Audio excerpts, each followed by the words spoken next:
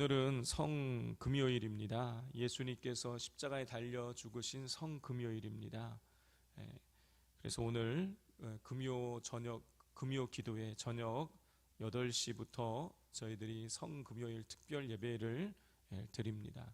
평상시에도 금요 기도에 나오지 않던 분들도 오늘 저녁 시간에는 같이 나오셔서 주님의 고난을 묵상하며 같이 예배 드리기를 원합니다.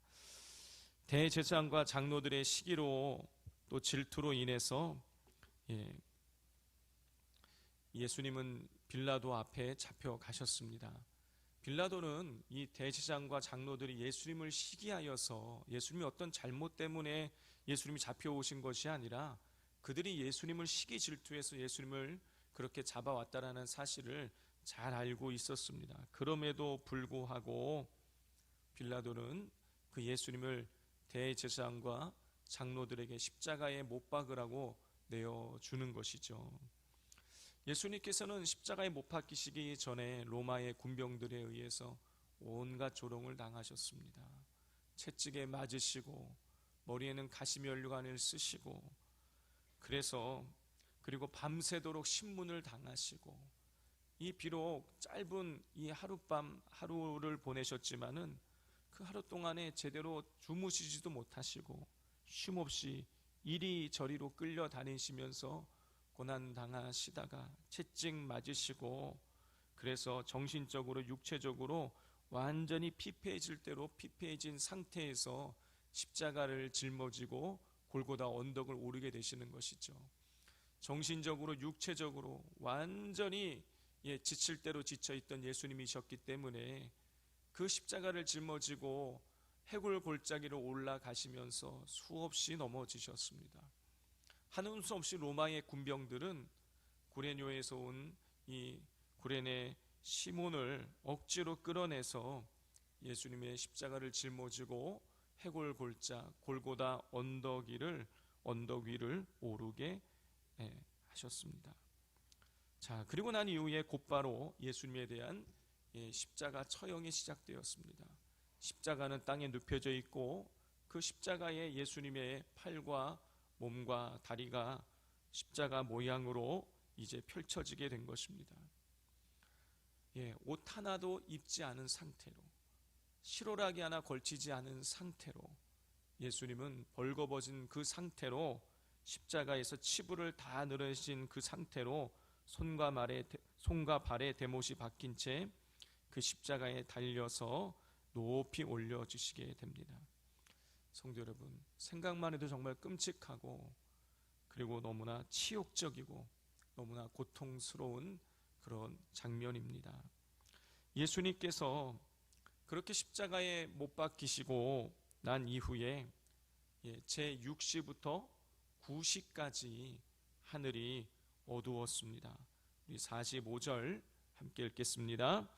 제6시로부터 온 땅에 어둠이 임하여 제9시까지 계속되더니 제6시로부터 제9시까지 온 땅에 어둠이 임했습니다. 제6시, 제9시, 정오 12시부터 오후 3시까지 이 땅 가운데에 어둠이 임했어요. 이 12시부터 오후 3시까지는요 이 햇빛이 가장 밝게 빛나는 그런 시간입니다. 그렇기 때문에 그 시간에 온 하늘이 다 캄캄했다라는 것은요 전혀 자연스러운 일이 아닌 것이에요. 자, 12시부터 오후 3시까지 가장 햇빛이 강한 시간에 온 땅에 어둠이 임했다라는 것은요 하나님께서 지금 간섭하고 계시다 그런 뜻인 것이에요. 구약적인 관점에서 보자면은요 대낮에 하늘의 빛이 가리워진다라는 것은요 하나님의 심판을 상징하는 것입니다. 그래요. 예수님께서 죄인들의 죄를 짊어지시고 십자가에 매달리셨을 때에 하늘이 캄캄해진 것은 인류의 죄에 대한 하나님의 심판이 시작되었다라는 것을 의미하는 것이에요. 하나님께서는요 예수님이 우리가 심판받아서 죽어야 되는데 예수님께서 대신 십자가에 달려 죽게 하심으로 우리에 대한 심판을 예수님이 대신 받게 하신 것이에요. 그래서 하늘이 캄캄해진 것입니다. 이것이 이 구약적인 관점에서 봤을 때에 이 하늘이 캄캄해진 이유예요. 하나님의 심판이 예수님에게 임하여서 하늘이 캄캄해진 것입니다. 그런데 저는 이 말씀을 제가 묵상을 하면서 그렇게 12시부터 오후 3시까지 가장 하늘이 찬란하게 빛나야 될 그 시간에 그 하늘이 캄캄해진 이유는 그 십자가에서 온갖 수치를 당하시고 고난당하고 계시는, 괴로워하고 계시는 그 예수님을 보시면서 함께 괴로워하시고 함께 고통스러워하시는 하나님의 모습을 상징하는 것이 아닌가 하는 이런 생각이 들었습니다. 저희 집 큰아이가 중학교 3학년 때에 학교를 가다가 교통사고를 당해서 다리가 부러져서 수술을 받게 된 적이 있습니다. 제가 교회에 있다가 아이가 그렇게 교통사고 당해서 병원에 가서 수술을 받게 된다는 이야기를 듣고 불이 나게 병원으로 달려갔습니다.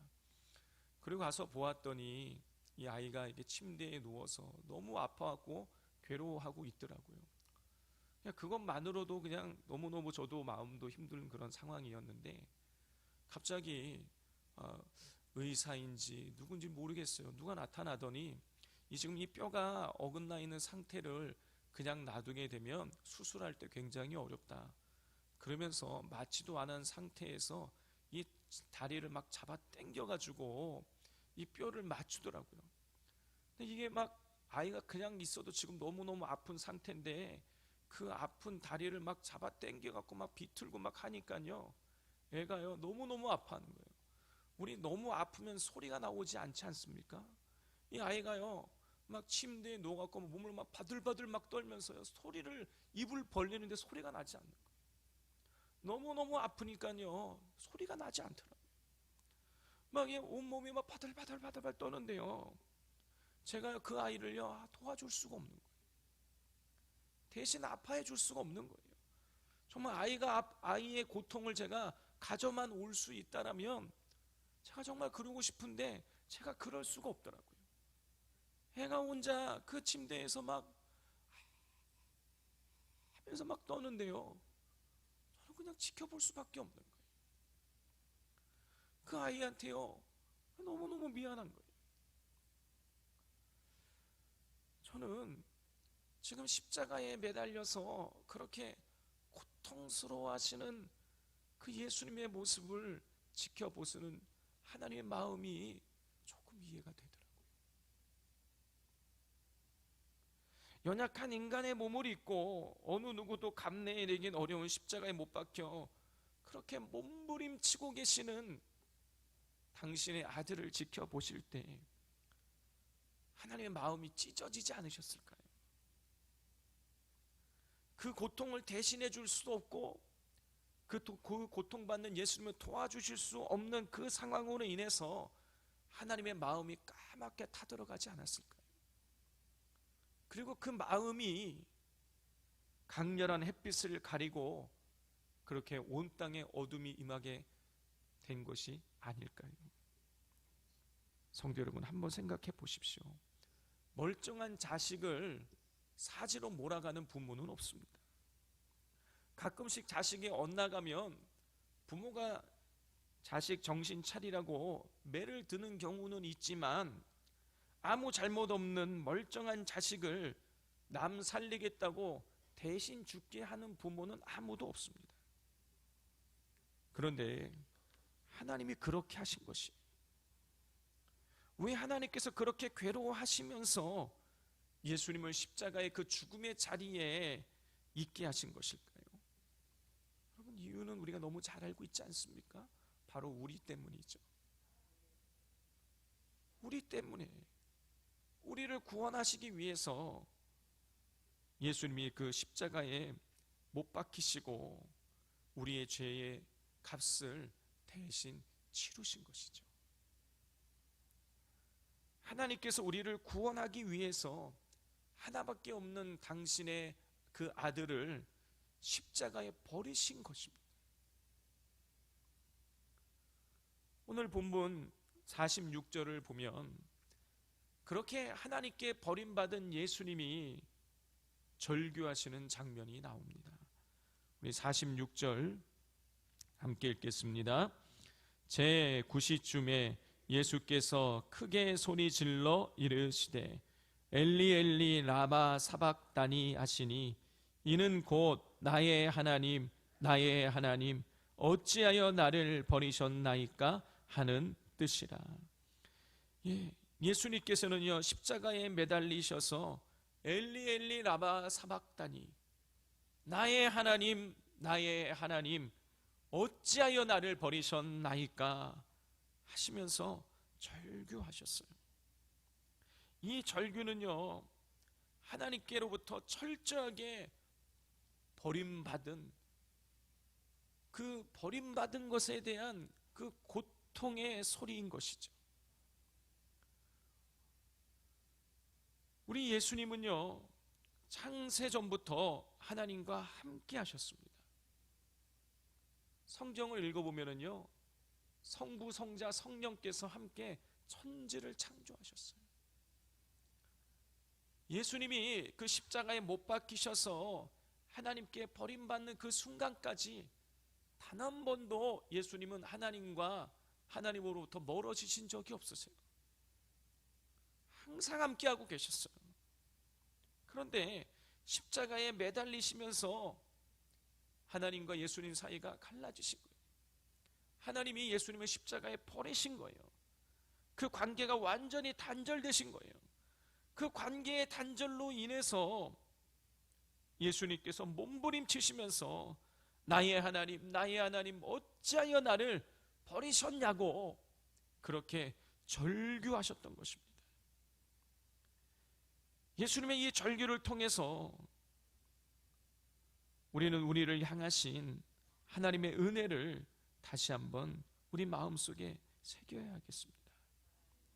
성도 여러분, 당신의 아들을 철저히 버리시고 우리를 선택하신 그 은혜보다 더 큰 은혜가 있겠습니까?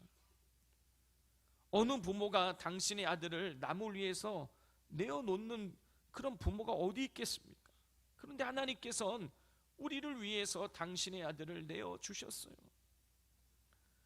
그렇게 고통스러워서 소리를 지르고 계실 때 하나님 왜 나를 버리셨냐고, 왜 나에게 이런 고통을 주시냐고 예수님께서 그렇게 절규하실 것을 하나님은 아시면서도 하나님은 아낌없이 당신의 아들을 내어주셨고 예수님은 묵묵하게 십자가의 고난을 당해내고 계셨던 것입니다. 우리를 위해서 자식의 목숨을 내어주셨다라는 것은요 하나님이 우리에게 하나님이 모든 것을 다 주셨다라는 얘기예요. 여러분, 이 은혜보다 더 큰 은혜가 없는 거예요.